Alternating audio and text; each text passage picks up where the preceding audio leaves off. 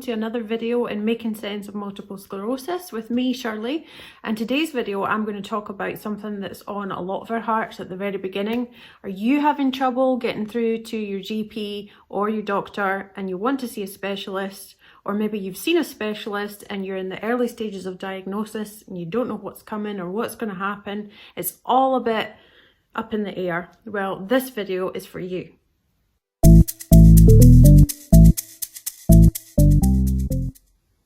So the first thing I'm going to cover is the fact that a lot of us can't get the message across to our GP. Now, whether that means that you are having or experiencing neurological symptoms, or maybe you already have MS and you need help with a specific symptom, sometimes we come up against people that don't want to listen or perhaps don't take us seriously, and that can be really difficult, especially with neurological conditions. The first thing I'm going to say is that neurological symptoms always come across as other things, and that's what makes a GP or family doctor, depends on what country you're in. In Britain we refer to them as GPs, general practitioners, and that makes their job really difficult because they come up against a host of ailments day in and day out, and they're usually quite easily remedied, but some things are more complex, and neurological symptoms can be masked as other things. They come across as all sorts of things. It could be something as simple as I'm having a little bit of pain and numbness down one leg and I'm a bit worried about it and it's kind of going up my back. Could very easily be a pinched nerve. You just don't know what that falls under. So that's the first hurdle that you come up against when you are going through something and you're certain that it is neurological and not simply an injury or something that you've done as a one-off. Now, I'm going to refer to a lot of different legislation. It won't be boring, I promise. And in that legislation, it's a brief snippet of the things you need to know. And I'll post all the links down below so you can reference them yourself and you can look at them. And hopefully that knowledge will forearm you to be able to request what you want and in a way that you want it. So a recent study done by the Neurological Alliance unfortunately uncovered that on average patients who are experiencing significant neurological issues on a consistent basis sometimes have to go to their GP about 5 times before they receive a referral, and that's really sad. I know that the NICE guidelines that came out in May 2019 last year stipulated a lot of new information that they were trying to impress upon GPs to be able to recognise neurological issues earlier on and identify them quite quickly. But as I said, it does mask a lot of things, and that can make it difficult for your GP to kind of conservatively manage that in the first instance, i.e. here's some medication, here's a type of therapy to try, physio or whatever, and that's why they kind of push to do that first. And if it resolves, then great. So if you've had to go back to your GP several times, you're within your right to ask for another GP. Now, they don't have to honour that, believe it or not. In the national healthcare system, they don't have to do that. But usually out of courtesy, if you ask for a second opinion or another GP because you feel you're not getting anywhere with the GP you have, you're not getting a referral that you feel you really need, you are usually extended the courtesy of a second opinion. When you speak to the doctor, you need to really outline what's going on and how it's affecting your life. And the key word, if you feel these symptoms are consistent and you also feel that these symptoms are worsening and they're also affecting your daily life and your quality of life, those are the 3 things you need to mention. The symptom is still there, or the symptom has gotten worse, or it's affecting your quality of life, or all of them. When a GP hears that, they have to action it. But they'll only action it in terms of a referral once they've tried other things first. I know that's hard to hear because when you know you're unwell and it feels awful, you want to see someone and get it fixed. And you worry about what is it and how do I deal with it. Go with whatever your GP asks you to do in the first instance and try it. Because at the end of the day, if you don't have an MS diagnosis, who knows what it is, but you've tried it. If you go back to a GP for several things that are neurological, then it makes sense that they would make that referral. and you're perfectly within your rights to complain about that if you feel that you're not being heard or you're not being listened to. There are things online like the NHS constitutions. There's a Scottish one, a Welsh one, an English one. It's worthwhile reading that. Another thing you need to be aware of when you are going to your doctor is that you need to be quite firm about what you want in your medical care.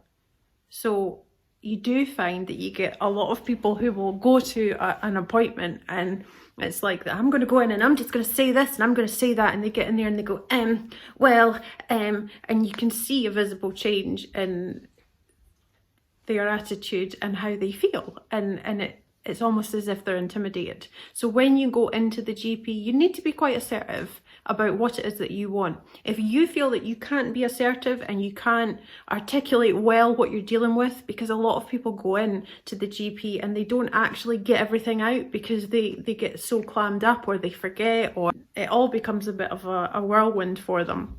If you feel you struggle with that, then bring someone with you. Do you have a family member or a friend who's really good at helping you to articulate things or point things out? Write it down on a piece of paper. Sorry, I have my dog here. Write it down on a bit of paper and talk about it with the doctor openly. I think we're all aware that there's a time constraint for the doctor, and he wishes he could give us more time, or she wishes that she could, but it's not always possible. So we tend to rush through what we have and what we need. So it's important for you to be assertive, and it's important for you to articulate exactly what's going on, because if you don't give all the information, then the doctor can't work on that. He functions on the information that you give him and how you feel about it. So you need to be quite assertive. I really feel that this is ongoing. I don't like it. I'm actually very concerned about it, and I would like a referral, please, to neurology because I'm worried about it.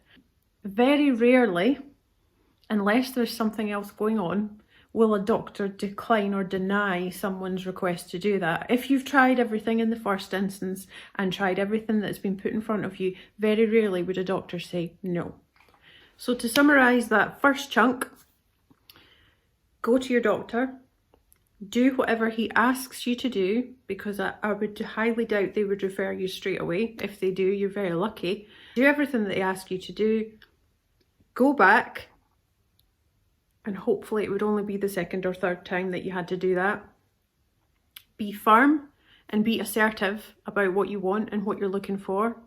Articulate really well what it is that you're dealing with and impress upon them how it's affecting your life. So things are consistently the same, they're worsening, or it's affecting your quality of life, or all of the above.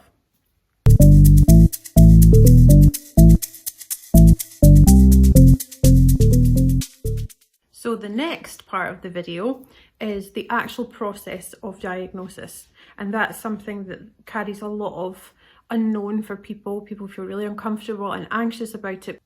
A lot of the times the medical professionals involved in carrying out that process just kind of get on with it and don't tell you really what's coming next and what happens.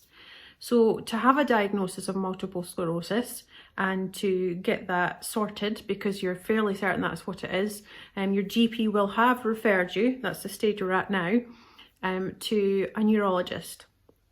The neurologist will speak to you at an appointment and you can talk about all the symptoms that you've been experiencing, and based upon their decision, they will order two things. Usually it's one and then the other, depending on what comes up.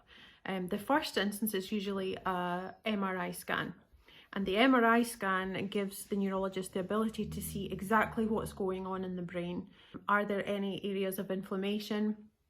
Are there any plaques or lesions that are there? And they can really successfully and pretty accurately pinpoint how long it's been there to an extent, because some areas of inflammation may have died down, maybe old plaques. They can look at all of that in quite extensive detail. And having participated in a few studies and looking at brain damage and head trauma and spinal injuries, it's really incredible what they can see and just how many pictures and slides they can go through. It is an incredible thing to look at. What they can achieve with an MRI is really pretty incredible.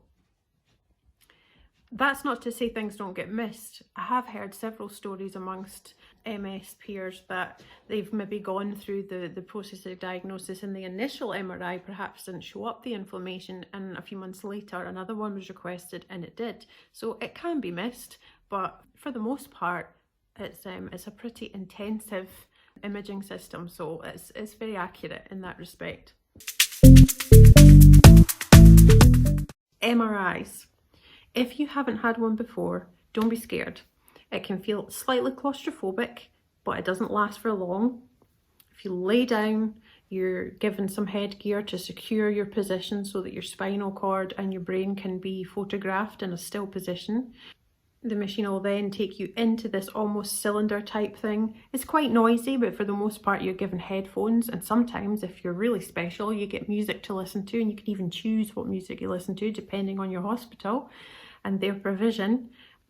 It's just something you have to try and just relax through, because it doesn't last forever. And if you can think about something, or if you can even have a snooze, a lot of people will be too anxious at that point to even think about it. But I do fall asleep in an MRI machine. I think in 2017 I had about 7 MRIs, so I fell asleep simply because my MS was progressing so rapidly and it was happening so quickly and so uncomfortably that almost every 2 to 3 weeks I was getting another MRI, which is quite unusual.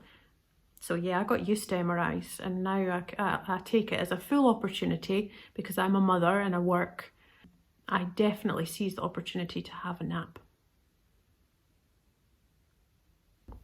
After your MRI, you'll sometimes find that the neurologist would want to meet with you again and chat to you about what he's found in the MRI or she's found in the MRI, and have a look at what exactly is going on there and how that might be affecting you.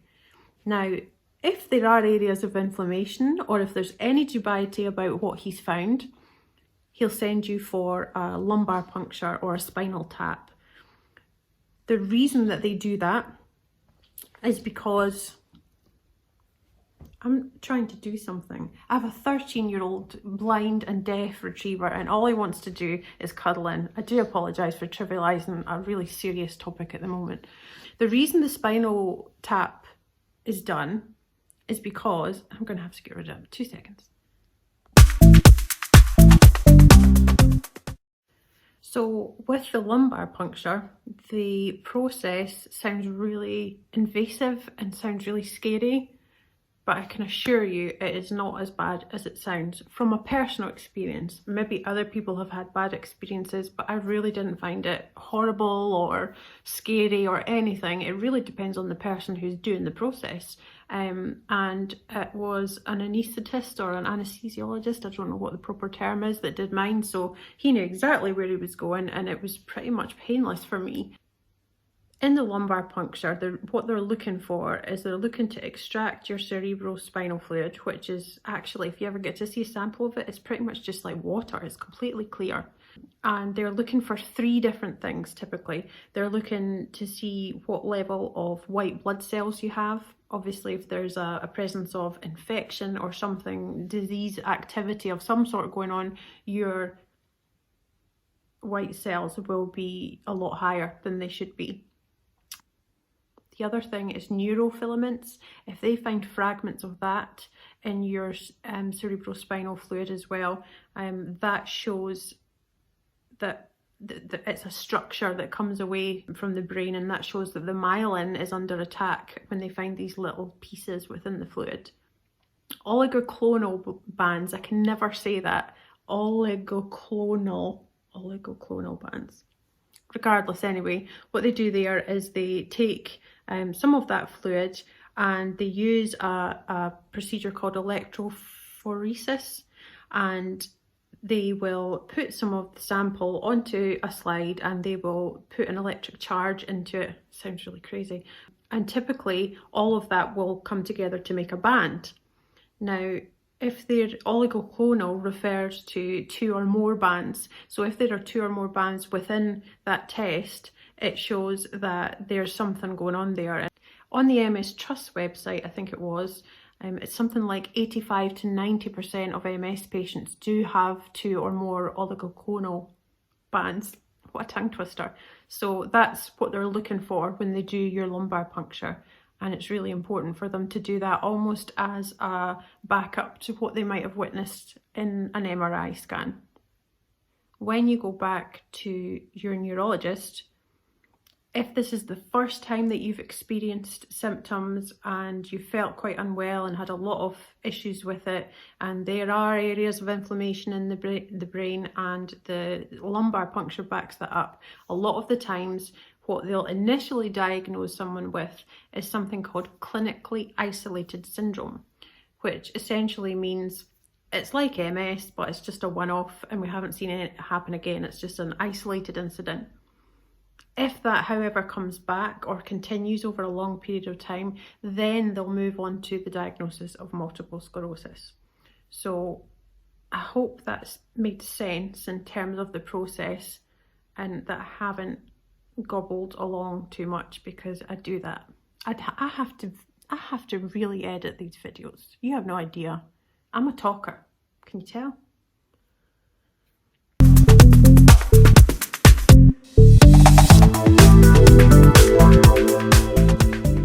After diagnosis, here's the next thing.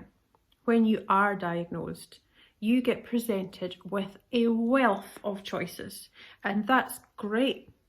However, it can be really confusing.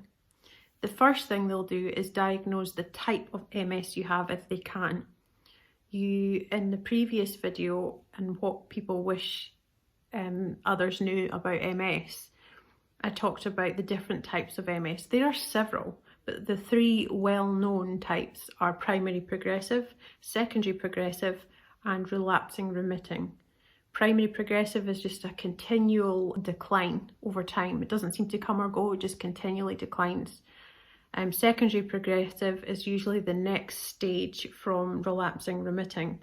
Secondary progressive is at the point where medical interventions in terms of disease modifying drugs and all these injections and drips and things, infusions that you hear about, are no longer really of any use. And that needs a lot of research, that particular type of MS. The relapsing remitting is where it comes in waves or relapses, and then it goes away, and then it comes back, and then it goes away. So after that diagnosis, you'll probably and hopefully be told what type of MS it is, and from that point onwards, they'll decide what type of medication, if any, you can be given. Now, if it's relapsing remitting, which is the one that seems to be publicised the most because they have the most treatments for it, which is great for me, but unfortunate for people who aren't able to get something for secondary progressive or primary progressive. There are some things out there, new things, and Ocrevus was one of them that I'd heard about. It sounds amazing. I know somebody on that, and he sings its praises, so that's great. If you're diagnosed with relapse and remitting multiple sclerosis, what a tongue twister again, you are sometimes given a wealth of options for medication, and that can be really overwhelming. I was given the choice of Lemtrada, or alemtuzumab it's referred to, or Tysabri, which is natalizumab. I chose Tysabri, which is a 4-week monthly drip. Now I'm going to do another video on DMDs, disease modifying drugs, or DMTs as they're sometimes referred to, therapies instead of drugs, and I'll do another video on that because that's a huge one. But I chose Tysabri because I felt that it was good because it was 4 weeks apart and there was a washout period if I wanted to try something else. So that's the next thing that can be quite scary, but you just have to take your time and just read through everything and don't rush into a decision about what you want to have. So I hope that's broken things down. If you're someone who feels that you can't get the message through to see a neurologist, I hope that's helped you. And I also hope that if you're going through the process and you're feeling a bit dubious and scared, I'm hoping that's given you a little bit of assurance.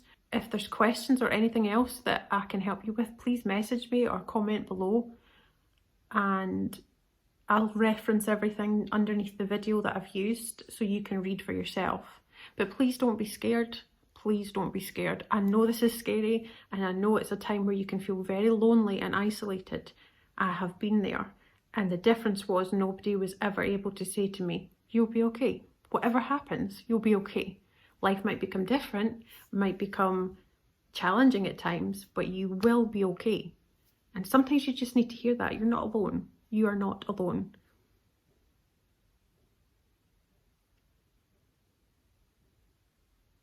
If you have any video requests or anything that you would like me to chat about within the realms of my expertise, then let me know. And shortly we will have some really super guest speakers with me, which will have to do a digital distance, but it'll be exciting. And I'll let you know ahead of time who we've got on, because then you can send in your questions for them. So we're going to have all sorts of people: GPs, neurologists, MS nurses, catheter experts, mobility aid experts, everything. So until next time, see you later.